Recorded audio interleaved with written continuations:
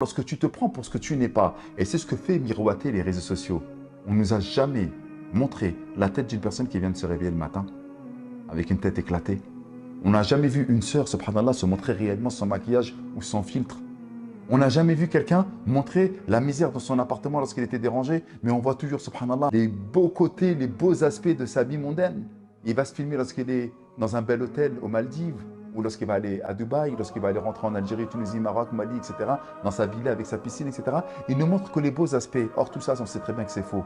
On ne peut pas apprécier la vie s'il n'y a que les bons côtés des choses. Pour pouvoir apprécier la vie, il faut savoir qu'il y a la mort. Pour pouvoir apprécier la santé, il faut savoir qu'il y a la maladie. Pour pouvoir apprécier la richesse, il faut savoir qu'il y a la pauvreté. Pour pouvoir apprécier ses diplômes, il faut savoir qu'on a galéré pour les avoir. Allah Jalla fi'ala a créé tout et son contraire pour qu'on puisse comprendre l'équilibre de la vie. Or, les réseaux sociaux nous montrent que le mensonge, le faux brillant de la vie d'ici-bas, que des choses qu'ils proposent et qui ne sont pas en rapport avec la réalité. Et qu'est-ce que tu remarques là-dedans? Plus tu vas montrer le faux, et plus ça indique le vide abyssal de leur vie. Si tu as besoin de partager ta nourriture, tes vacances, les amis, où que tu étais, et même ton tawaf autour de la Kaaba, qu'est-ce que ça veut dire, mon frérot? Ça veut dire tout simplement en fait que ta vie elle est vide, et que si tu ne partages pas l'endroit physique dans lequel tu es avec les gens pour qu'ils puissent te dire « Ah, mashallah », c'est qu'en fait tu as besoin du regard des gens. Et celui qui a besoin du regard des gens pour pouvoir exister, en fait il est vide intérieurement parlant.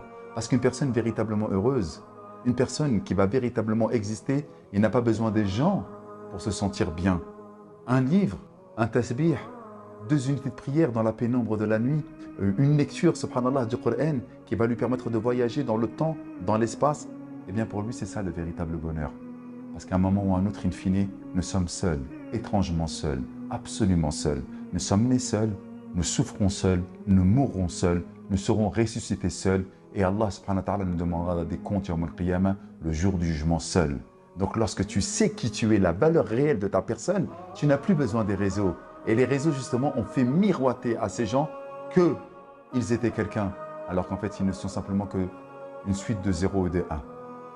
Des binaires, des chiffres binaires, des images, des vidéos. C'est pas ça la réalité de la vie. Et donc lorsqu'on va chercher à s'enorgueillir via et à travers les réseaux, eh bien en fait ça indique quoi? Mais ça indique en fait que tu n'as pas de vie et qu'on t'a volé ta vie et que tu as besoin du regard des autres pour exister. Qu'est-ce que c'est malheureux?